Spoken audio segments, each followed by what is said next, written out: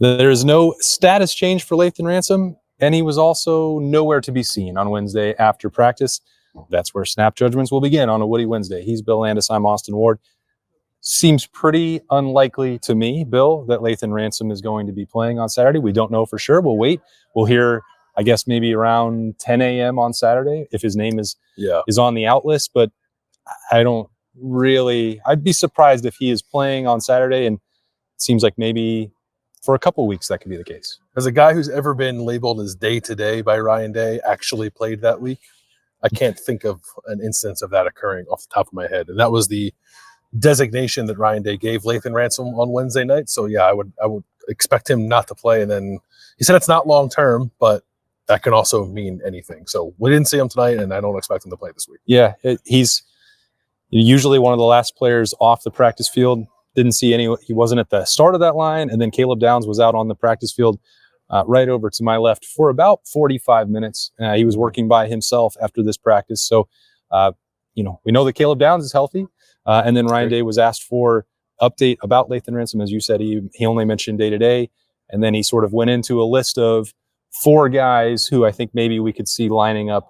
So they were getting more reps in practice, and I think you had to put one and one together to get to the fact that Lorenzo Styles potentially in line to play at safety, Jalen McClain potentially in line to get more snaps. Then Malik Hartford was named, and Jermaine Matthews, which I think could potentially be maybe the nickel spot, because I don't think Jermaine would be playing at safety.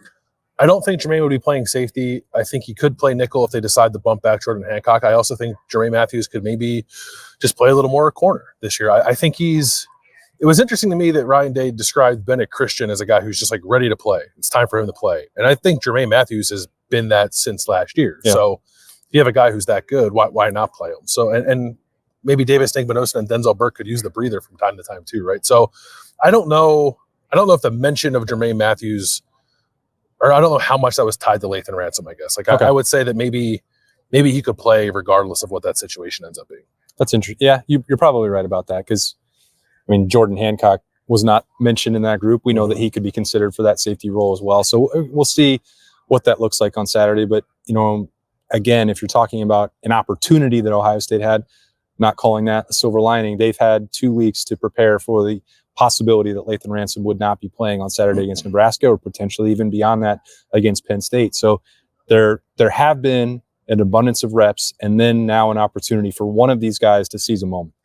Yeah, and it does just sort of, if we're reading tea leaves, feel a little bit like Lorenzo Styles, right? Like his name has come up a little, asked about safety in general, and then Lorenzo Styles' name kind of comes out of Ryan Day's mouth very quickly, right? So I'd be lying if I said I wasn't a little surprised by that, only because he's newish to defense, right? After playing receiver at Notre Dame, he's got a full year plus, I guess, under his belt now of playing defense, but that's been at nickel. Like, safety and Lorenzo Styles are just not like two things we've kind of heard together when discussing his trajectory. I think if you think about him as an athlete, right, he's bigger than most corners. He seems like a fairly physical player if you watch him on special teams. I think that much is apparent. So I think it makes sense if you think about his skill set. I'm just slightly surprised maybe that we're not talking more about a Jalen McClain or Malik Hartford in this situation. Yeah, and I think maybe Saturday in game situations might lend itself to. They're probably not. My guess would be going to pick one guy and stick with it. Like, you may have to experiment a little. Again, we'll see. Some of this is hypothetical and projection, because Lathan Ransom is not officially designated as out by the program at this point. Ryan Day did have his lightning round on Wednesday. He and 3 captains spoke to the assembled media. Didn't get a 4th one. So we had Coach Simon, Travion Henderson, Emeka Ibuka off on the side. Sonny Styles and Seth McLaughlin were speaking. Originally, Jack Sawyer was scheduled to speak. I can actually fully understand why he wouldn't. I don't know if he decided not to, if the program decided not to, but if Larry Johnson and Jim Knowles aren't going to talk this week about the defense, I don't know how fair that would have been to make Jack Sawyer do it. Yeah, maybe people feel differently about this, but I certainly feel like a player should not be the first one to kind of touch on a pressing issue about the team, right? And Ryan Day certainly talked about it on Tuesday at length, but I guess until the position coaches who are responsible for that have a say on it, I'm totally fine with the player not doing so. Yeah, agreed. So what did you learn from those captains? I think that no one is happy that they lost at Oregon, right? That wasn't something they had projected for themselves coming into the season. They want to win every game. But now that it has happened, I do think the ability to like refocus on still having all their goals ahead of them, I do think has kind of kept this team like locked in after a loss, right? I think typically after a loss in past college football seasons, you can be really down on yourself because it doesn't really seem like you have anything left to play for. And I guess this particular game would not have derailed Ohio State's season in previous seasons anyway. But Emeka Egbuka was talking about like, everything's still in front of them. I think Ryan Day said like we control our destiny. He was asked about, hey, they're, around college football, there's not really a dominant team. A lot of teams already have one loss, and Ryan Day, I don't think really cares about that. He just cares about what Ohio State can do to get itself in the position that it wants to be in. So I think it's nice for them to just like still have that thing to focus on. And I don't know that I think that's a little bit of a recalibration from past seasons. The 12-team playoff helps that. Emeka Egbuka specifically mentioned like no divisions in the Big Ten helps that because Ohio State all it has to do is win the rest of its games, and it's going to go to the Big Ten championship and very well likely get a rematch with Oregon, which I think this team would welcome. So pretty like focused, I think, and not so much just like down as like in past times coming in here after a loss, like you could just really feel like the energy sapped out of the place. And I haven't felt that this week. Yeah, I think they're walking a fine line because none of them want to say, this isn't over. There's a mulligan out here. We know that we can get better. And they're talking about going on a run. And Will Howard had mentioned, the chance to maybe get a rematch against Oregon and Indianapolis. And I think that was Cody Simon's run. We're going to turn this into a run. And Travion Henderson, just called it a test for them to respond to. Like, the reality is this, even with 12 teams, their situation is not any different than it ever would have been before. If they won out and won the Big Ten, they'd be going to the college football playoff in the 4-team. And that was, I think, Cody Simon made that point. They want to finish in the top 4. Like, that is their goal because they want to win the Big Ten. That part hasn't changed, but there is, the human element of, well, there is potentially room for them to make another mistake. Not that they would accept that. They're not embracing the fact that they lost to Oregon.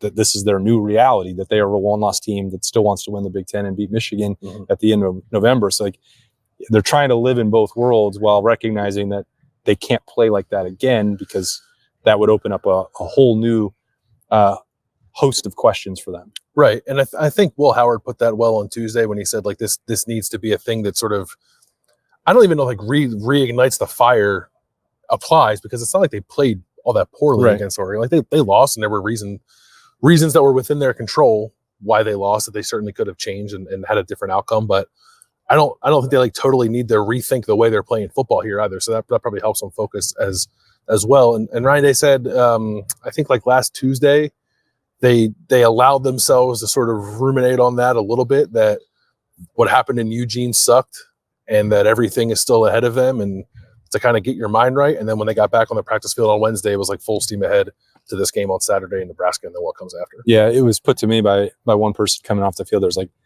I think they really need to play a game because everyone can stop talking about Oregon. It's a cliche to say they just want to get, the taste out of their mouth and get back on the field, but like belaboring some of the issues and keeping that focus back on Oregon is at this point, they're a week and a half removed from it. There's not a ton more. There's nothing they can do to change it, and there's not a ton more that they can probably do by focusing on that one because Nebraska is a very different opponent than Oregon anyway.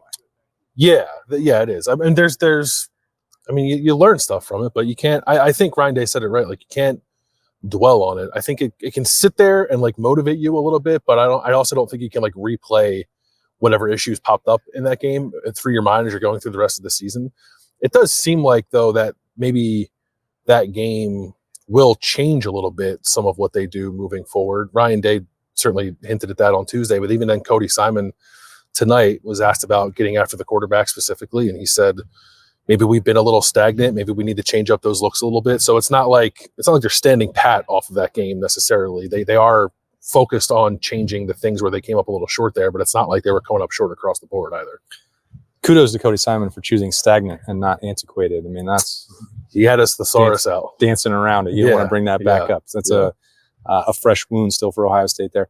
Like you asked Ryan Day, just another follow-up. Maybe we didn't get to fully on Tuesday about Zen Michalski and the offensive line situation. Yeah, I'm just curious how quickly they settled on Zen being the guy moving forward, and whether or not they considered everything we talked about leading up or last week, I guess, right? Austin Saravell, moving Tegra Shabola, moving Donovan Jackson, George Fitzpatrick, Luke Montgomery, really anybody. They had some options there, right? And it was not left up to uncertainty, I guess, and then just named Zen the guy. And he said that, he conferred with Justin Fry, he conferred with Tim Drevno, what's his official title? Is he quality control or analyst? I can never remember. They're basically the same thing. Guru, who works with the offensive line, and Mike Soleni as well, about who's the right guy. And I think very quickly we're all like, it's Zen. And that is not merely based off him being, I guess, the oldest guy who wasn't already a starter as an option at the backup. But Ryan said that Zen had a really good preseason, like a good spring and a good summer. And we just didn't talk about it a lot because